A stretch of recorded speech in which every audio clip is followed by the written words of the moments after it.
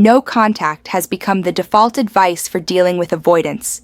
Disappear, create space, make them miss what they lost. The logic seems sound.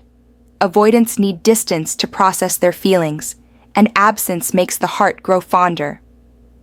But this strategy operates on a fundamental misunderstanding of avoidant psychology. In many cases, no contact doesn't make an avoidant realize what they've lost. It confirms their deepest beliefs about relationships and pushes them further into their protective isolation. The silence that was supposed to create longing instead creates relief, validation, and permanent emotional distance. Understanding when and why no contact backfires is crucial for anyone hoping to maintain even the possibility of reconnection with an avoidant personality when no contact feels like relief instead of loss. The fundamental miscalculation in applying no contact with avoidance lies in assuming they experience absence the way anxiously attached people do. For someone with anxious attachment, silence creates panic, longing, and an overwhelming desire to reconnect. But the avoidance nervous system is wired entirely differently. When no contact is initiated, their first response is often profound relief rather than distress. This relief stems from the avoidant's chronic state of feeling emotionally overwhelmed in relationships. Even when they care deeply about someone, the daily emotional demands of connection activate their nervous system's threat response. They experience intimacy as suffocating, emotional expression as excessive, and relational expectations as unbearable pressure. When no contact suddenly removes all of this, their body responds with a physiological sigh of relief. The avoidant psychology interprets this relief as confirmation that the relationship was wrong for them. They think to themselves that if they feel better without this person, then clearly the connection was unhealthy or incompatible. They don't recognize that their relief is a trauma response, not an accurate assessment of the relationship's value. Their nervous system has simply returned to its default state of emotional safety through isolation. This relief phase can last weeks or even months, far longer than most people implementing no contact expect to wait. During this time, the avoidant isn't missing their former partner or processing feelings of loss. They're enjoying the absence of pressure, the freedom from emotional expectations, and the return to their comfortable solitude. Every day that passes without contact reinforces their belief that they're better off alone. The psychological danger of no contact in this phase is that it allows the avoidant to rewrite the relationship narrative entirely. Without any contact or reminders of positive experiences, they begin to remember only the moments of feeling trapped, overwhelmed, or suffocated. Their memory becomes selectively negative, filtering out the love, connection, and positive experiences they shared. The relationship transforms in their mind into something they escaped rather than something they lost. Moreover, this relief creates a conditioning effect in the avoidant's nervous system. They associate the end of the relationship with feeling better, more peaceful, and more themselves. This positive reinforcement strengthens their avoidant patterns rather than challenging them. They learn once again that distance equals safety, that isolation prevents pain, and that emotional independence is superior to connection. The avoidant also uses this relief period to construct elaborate rationalizations for why the relationship ended. They convince themselves that their partner was too needy, too emotional, or too demanding.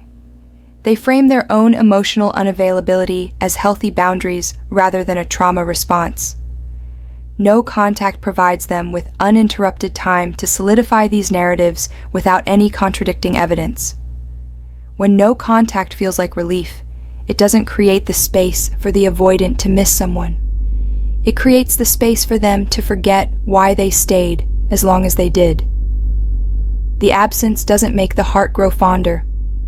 It allows the heart to close more completely than it was even during the relationship, when the silence confirms their core belief that everyone leaves. One of the avoidant's deepest and most painful core beliefs is that they are fundamentally unlovable, and that everyone eventually leaves once they see the avoidant's true self. This belief was formed early in life, usually through experiences where caregivers were emotionally unavailable, inconsistent, or abandoning. The avoidant's entire defensive structure is built to protect against the inevitable moment when people prove this belief true by leaving. When no contact is implemented, it can catastrophically confirm this core wound. The avoidant interprets the silence not as a boundary or a strategy, but as final proof that they were right all along. They're not worth staying for. The person who claimed to love them has disappeared the moment things got difficult, just like everyone else in their past. The abandonment they've always expected has arrived on schedule. This confirmation doesn't make the avoidant want to reach out or reconnect. Instead, it triggers a defensive shutdown even more complete than their usual emotional distance. Their psychology shifts into a protective mode, where they tell themselves they don't care, they're better off alone, and they never really needed that person anyway. These thoughts aren't conscious manipulation, they're survival mechanisms activating to protect against overwhelming pain. The psychological process involves the avoidant's mind racing to make sense of the abandonment while protecting their sense of self. They cannot allow themselves to feel that they've been left because they're unlovable, that truth is too devastating. So instead, they reconstruct the narrative to make the leaving justified, reasonable, or even desired. They tell themselves they pushed the person away on purpose, that they wanted the relationship to end, that the silence is mutual and preferred. This defensive rewrite allows the avoidant to maintain their fragile self-esteem while experiencing what feels like yet another abandonment. But the cost is that they move further into isolation and emotional self-protection. Each abandonment, real or perceived, adds another layer to their defensive walls. No contact, intended to create space for longing, instead becomes another brick in the fortress they're building around their heart. The silence also prevents any possibility of corrective emotional experience. If someone had stayed, had pushed back gently against the avoidance distancing, had refused to abandon them even when they pushed away, it might have slowly challenged their core belief. But no contact reinforces the belief instead. It tells the avoidant that their fears were justified, that people do leave, that emotional distance is the only reliable protection against inevitable abandonment. Moreover, the avoidant experiences a grim satisfaction in being proven right. There's a psychological comfort in having your worst expectations confirmed, even when those expectations are painful. The avoidant can tell themselves they knew this would happen, that they were smart to protect themselves, that their emotional unavailability was justified all along. This false sense of vindication actually feels better than the cognitive dissonance of being wrong about people's capacity to stay. The tragedy is that the person implementing no contact often has no intention of permanent abandonment. They're trying to create space or set boundaries, or allow the avoidant to miss them. But the avoidant's wounded psychology cannot distinguish between strategic silence and permanent rejection. All absence looks like abandonment to someone whose earliest experiences taught them that absence equals being unloved and unwanted. When they use the space to build higher walls. No contact is supposed to provide reflection time where the avoidant processes their feelings and realizes what they lost. But the avoidance reflection process works very differently than most people imagine. Instead of softening into vulnerability and longing, they often use the silence to construct even more sophisticated emotional defenses. The space becomes an opportunity to fortify rather than to feel. This defensive building happens both consciously and unconsciously. Consciously, the avoidant might throw themselves into work, new hobbies, or other relationships. They fill the space that no contact created with activities and connections that require no emotional depth or vulnerability. They prove to themselves that they can be perfectly happy and fulfilled without the person they lost. Every success, every good day, every moment of contentment becomes evidence that they don't need intimate connection. Unconsciously, Their psychological defense mechanisms are working overtime to prevent the pain of loss from breaking through their walls. They employ rationalization, minimization, intellectualization, and compartmentalization, all designed to keep their genuine feelings at bay. These defenses become more sophisticated during no contact because they have uninterrupted time to develop without being challenged by the presence of the person who triggers their vulnerability. The avoidant's nervous system also recalibrates during no contact. The initial discomfort of separation gives way to a new baseline of emotional safety. They remember what it feels like to not worry about someone else's feelings, to not navigate emotional expectations, to not manage the anxiety that intimacy creates in them. This recalibration makes the idea of reconnection even less appealing because it would mean returning to a state of nervous system activation they've finally escaped. The psychological walls they build during this time are particularly dangerous because they're constructed specifically in response to the pain of this particular loss.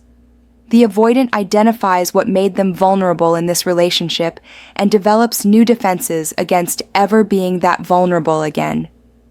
They promise themselves they'll never care that much, never let someone get that close, never allow themselves to need anyone, that intensely these vows become part of their identity. No contact also allows the avoidant to practice their narrative about the relationship without contradiction. They tell friends, family, or new romantic interests their version of events, and each telling solidifies the story in their own mind. Without the other person present to offer a different perspective or remind them of positive moments, the avoidant's selective memory becomes their truth.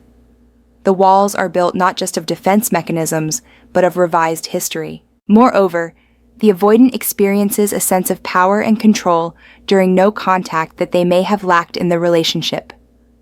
They're no longer reacting to someone else's emotional needs or navigating the unpredictability of intimacy. They're in complete control of their emotional environment. This sense of control is deeply satisfying to the avoidant, and it makes the prospect of reconnection, with its inherent loss of control, increasingly unappealing. The space that was supposed to create longing instead becomes a laboratory for perfecting emotional independence. Each day of no contact is another opportunity for the avoidant to prove to themselves that they don't need anyone. They're not moving toward reconnection during this silence. They're moving away from the very possibility of intimate connection with increasing determination and sophistication. When your energy while breaking contact reveals it was a strategy. The most catastrophic way to mess up no contact with an avoidant is to break it in a way that reveals it was never about genuine boundaries or self-respect. It was a manipulation tactic designed to make them come back. Avoidants have highly attuned detection systems for inauthenticity and emotional manipulation. When someone breaks no contact with energy, that reveals desperation, strategy, or unchanged emotional patterns. It doesn't create an opening for reconnection. It permanently closes the door. The avoidant can sense immediately when contact is resumed, whether the person has actually grown, changed, or found peace during the separation. If someone reaches out with the same emotional neediness, the same desire for validation, or the same attempts to rekindle the relationship, the avoidant recognizes that nothing fundamental has shifted. The no contact period was just a pause, not a transformation. This recognition triggers immediate withdrawal and often permanent disengagement. The energy of desperation is particularly damaging. If someone breaks no contact by asking where things stand, expressing how much they've missed the avoidant, or trying to process the relationship, it reveals that they've spent the entire no contact period fixated on the avoidant, rather than genuinely moving forward with their life. This fixation is exactly what the avoidant fears and finds suffocating. It confirms their belief that this person cannot function without them, and that reconnection would mean returning to the emotional intensity they escaped. The avoidant also loses respect when they realize no contact was a game rather than a genuine boundary. They value authenticity and directness, even though they often struggle to provide it themselves. When they perceive that someone was using silence as a manipulation tactic, trying to make them jealous, worried, or regretful, they feel both vindicated in their distrust and disgusted by the manipulation. Their walls go up permanently against someone they now categorize as manipulative rather than authentic. Breaking no contact prematurely reveals that the person hasn't developed the emotional self-sufficiency the avoidant respects. If someone can't even maintain their own boundary, how can the avoidant trust them to maintain appropriate emotional independence in a relationship? The inability to sustain no contact becomes evidence of exactly the kind of emotional dependency the avoidant finds threatening and unattractive. The timing of breaking no contact also communicates volumes to the avoidant's perceptive psychology. If someone reaches out after just a few weeks, it suggests they couldn't tolerate the separation and were counting down days until they could make contact again. This inability to sit with uncertainty and separation confirms the avoidant's fears about this person's emotional capacity. They wanted someone strong and independent. They're getting evidence of need and dependence instead. Moreover, if someone breaks no contact by trying to be friends or suggesting casual connection, the avoidant can sense the ulterior motive. They know this isn't really about friendship. It's about keeping a foot in the door, maintaining access, and hoping for eventual reconciliation. This lack of authenticity in the approach triggers the avoidant's defensive systems. They cannot respect or trust someone who isn't being honest about their intentions and feelings. The energy with which no contact is broken either confirms growth or reveals stagnation. If someone reaches out with the same emotional patterns, the same relationship dynamics, or the same unresolved issues, the avoidant sees clearly that the separation changed nothing. The person is the same, the problems are the same, and reconnection would simply restart a cycle the avoidant has already decided to exit.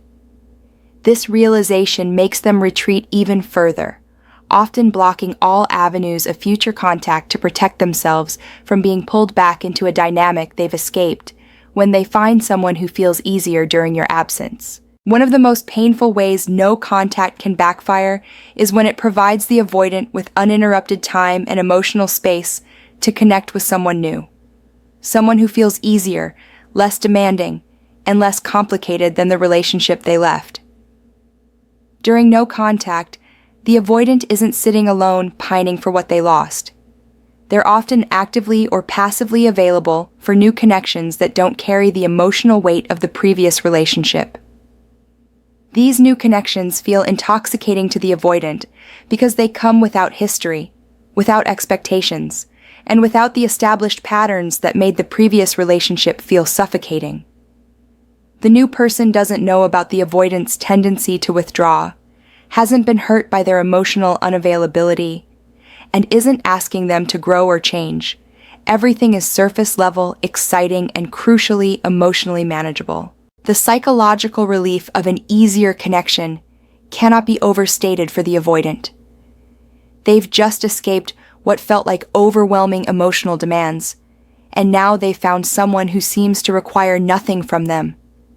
The contrast makes the new connection feel like proof that the problem was the previous relationship, not their own attachment patterns. They tell themselves they're capable of healthy connection. It was just the wrong person before. This new connection also serves a defensive function, protecting the avoidant from having to feel the loss of their previous relationship. Instead of sitting with grief, longing, or regret, they can redirect their attention and energy into something that feels positive and uncomplicated. The new person becomes an emotional buffer against the pain that no contact was supposed to help them process. The tragedy is that this easier connection is often with someone who is either also avoidant or who hasn't yet triggered the avoidance defenses. It's not actually healthier or more compatible. It's simply newer, and therefore less threatening. But the avoidant doesn't recognize this distinction. They experience the ease as evidence of better compatibility rather than recognizing it as the honeymoon phase of their avoidant cycle, starting over with someone new. No contact inadvertently facilitates this process by removing any emotional tether to the previous relationship. Without contact, the avoidant doesn't feel guilty about moving on.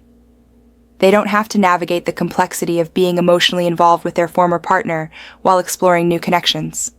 The clean break that no contact provides feels like permission to start fresh without looking back. Moreover, when the avoidant finds this easier connection during no contact, it fundamentally changes their psychology around the previous relationship.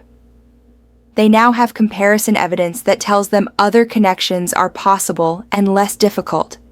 This makes any potential reconciliation even less appealing, because they'd be choosing to return to something that felt hard when they've now experienced something that feels easy. The avoidant also uses the new connection to validate their decision to end the previous relationship. They point to their capacity for connection with this new person as proof that they're not the problem. The previous relationship was simply wrong. They don't recognize that they're comparing the beginning of one relationship with the middle or end of another, or that they're likely to encounter the same patterns once the new connection deepens beyond surface level, when the pattern becomes your identity in their mind. Perhaps the most insidious way no contact fails with avoidance is when it solidifies their perception of the person who implemented it as someone defined by a pattern rather than seen as a complex individual. During no contact, the avoidant has uninterrupted time to reduce their former partner to a simple category: the needy one, the emotional one, the one who couldn't let go. This categorization becomes fixed in the avoidant's mind, and once established, it's nearly impossible to dislodge. The avoidance psychology relies heavily on categorization as a defense mechanism. It's easier and safer to relate to simplified versions of people rather than complex, multidimensional humans who might surprise or challenge them. During no contact, without the actual person present to contradict their categorization, the avoidant reduces them to their most threatening or annoying qualities. Every memory gets filtered through this lens until the person becomes a pattern rather than a person. This mental categorization serves a protective function for the avoidant. If they can convince themselves that their former partner was simply too needy or too intense, they don't have to grapple with the more complicated truth that they themselves struggle with intimacy and commitment. The problem becomes located entirely in the other person, and no contact provides the time and space to cement this belief without challenge. The danger is that once this pattern becomes someone's identity in the avoidant's mind, no amount of change or growth can shift the perception. Even if the person genuinely transforms during no contact, develops emotional independence, and returns as a more secure version of themselves, the avoidant still sees the category they created, not the person standing before them.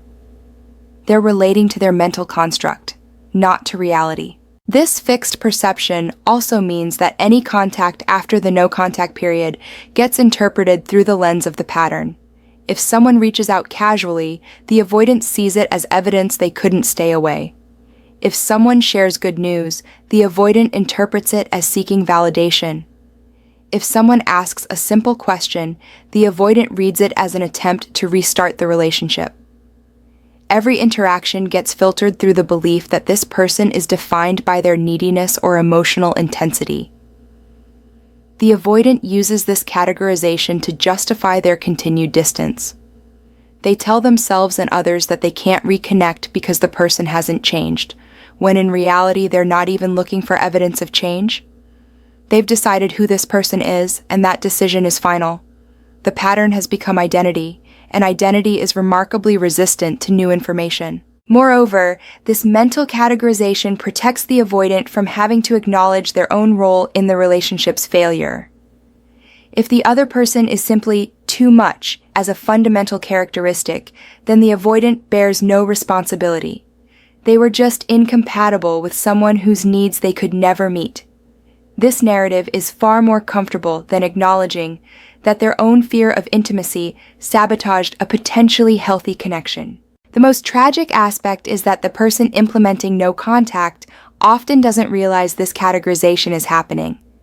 They're focused on their own growth and healing, assuming the avoidant is engaged in a similar process of reflection and emotional work. But the avoidant isn't reflecting on the complexity of what was shared. They're simplifying it into a narrative that protects their sense of self and justifies their choice to withdraw. By the time no contact ends, the person has become a pattern in the avoidant's mind, and patterns are not welcomed back into the carefully controlled world of the avoidant's emotional life.